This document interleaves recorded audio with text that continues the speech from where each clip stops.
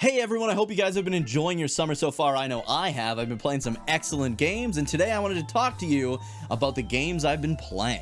So I wanted to start off with Dragon Quest IV. This is one of my favorite games of all time. Of course, I played it a million times, especially on the NES as Dragon Warrior 4. Again, one of my favorite games of all time, probably in my top 4 or 5 games ever. This is probably my third playthrough of the DS remake, and I absolutely loved it. So I did like the post game and everything. Of course, I'll be doing a Dragon Quest IV versus Final Fantasy IV video down the road here. Please check out my Dragon Quest versus Final Fantasy series of videos. I put a lot of work into those, and they're some of my favorite videos I've ever made, so check them out. But yeah, Dragon Quest IV, how can you go wrong? Kicked off the Zenithian trilogy. It has some of the best characters in all of video games, which is incredible because it was a freaking NES game. And yeah, I just absolutely love this game so much. We finished it not too long ago, did the 6th chapter, the post game. I don't want to spoil too much, but let me tell you, the post game is totally worth it in this game. I don't do a lot of post games, but Dragon Quest IV on the DS, it definitely deserves to be played. If you haven't played Dragon Quest IV before, I still kind of prefer the NES version because that's the one I grew up with. There are some subtle changes to the DS one that I don't like necessarily, but some of the changes they did make do improve the experience big time. So it's kind of a catch-22 for me. I love the original so much, so I might be slightly blinded by nostalgia on that. But anyways, yeah, Dragon Quest IV, one of the best games of all time.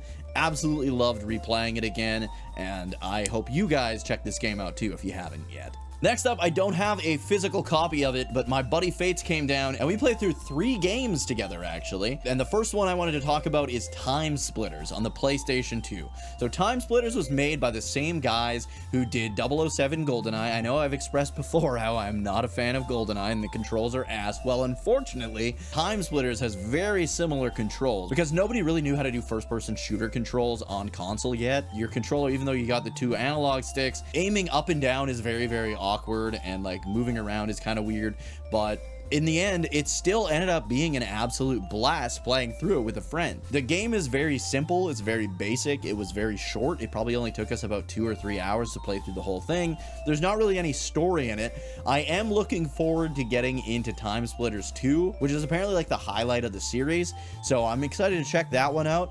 Would I recommend TimeSplitters 1? Maybe. It's not the best game I've ever played. It's really fun playing with a friend. The difficulty was absolutely through the roof. I would recommend playing it on easy. Basically, what you're doing is you're going through all the different time periods, playing as different characters in those time periods, and you have to grab an item and bring it back. It's kind of like co-op capture the flag, I guess, in like designed levels. I don't know, it's super weird. It was pretty fun though to play co-op. I don't know if I would have enjoyed it playing by myself.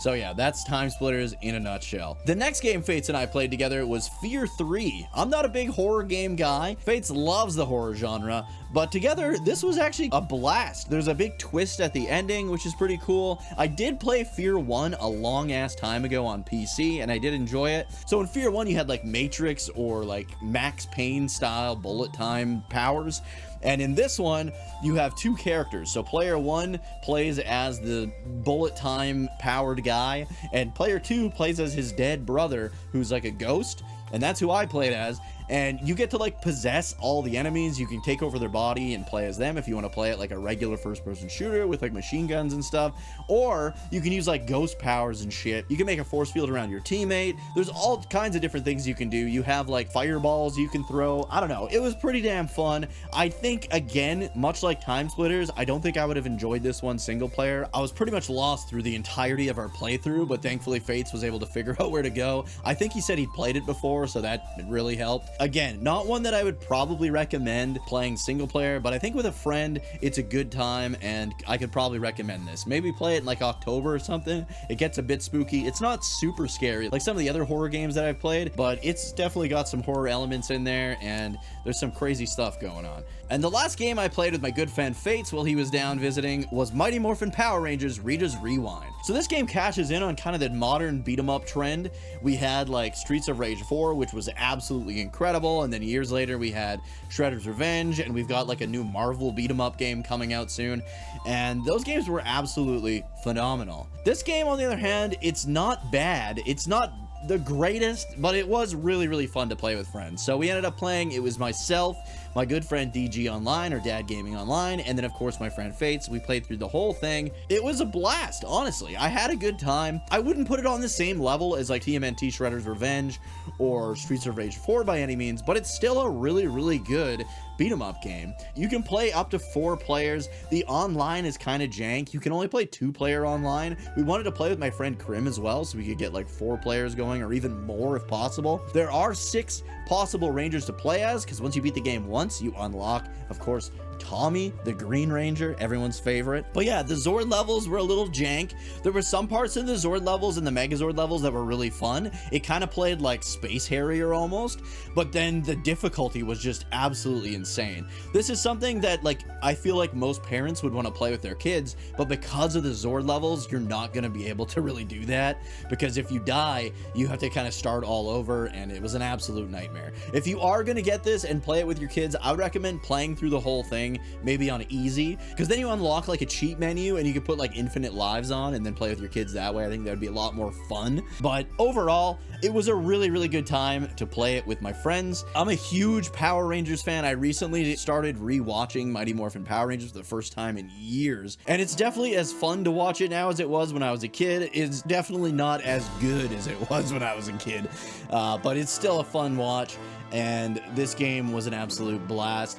Like I said, not on the level of something like Shredder's Revenge or Streets of Rage 4, but still a good time to have with friends nonetheless. And the last game I played through and beat since the last time I talked about what I've been playing is Dragon Quest X version 5. Oh my god, was this game incredible. Version 5 is absolute peak Dragon Quest. Dragon Quest X version 5 makes Dragon Quest X as my like 2nd or 3rd favorite Dragon Quest game of all time. At the very beginning of version 5, you kind of get invaded by the demon world. This is the first time they even mention or go to the demon world in Dragon Quest X. Oh my god, did they do such a good job of the storytelling and the world and the new characters, and then eventually bringing in some of the old characters, because there's a crisis that not even the demon kings of the demon world can sort out themselves. You need to get the assistance of the characters from Astoltia, which is kind of the main world of Dragon Quest X, and it was just so incredible. Definitely my favorite version of the game so far. I cannot recommend enough that you guys check out Dragon Quest X. I did do a guide on how to play it in English for free, so please check that out on the channel if you haven't yet. If you need help, please let me know. I'm happy to help you. But yeah, Dragon Quest X version 5 was so freaking good, man. I cannot tell you enough how this is peak Dragon Quest, and I am so excited to eventually get to Dragon Quest X version 6. If 6 is anything like 5 and 4 and 3 were, my mind is going to be absolutely blown, and it was blown in Dragon Quest X version 5. Like, oh my freaking god, was it good. The way that it like tied versions 1 through 5 all together, and it feels like I kind of like wrapped up little snippets that were kind of left behind from the previous versions finally in Dragon Quest X version 5 was so well done. You have to resurrect the goddess, and then you have to like try and harness the goddess's power yourself. It was so well done, so well written. You can tell that the writer really has confidence in himself at this point and really kind of took off with the Dragon Quest X series in this one. I do have a video coming out soon talking about the writer of Dragon Quest X's later versions and how I am like almost 100% sure this is who's going to be taking over the series after Yuji Horii retires or passes on, and how I strongly believe that the Dragon Quest series is going to be in good hands because of it, because this guy can not only tell an extremely amazing story, but he can develop amazing worlds and characters in those stories as well. And I really think the series is going to be in good hands.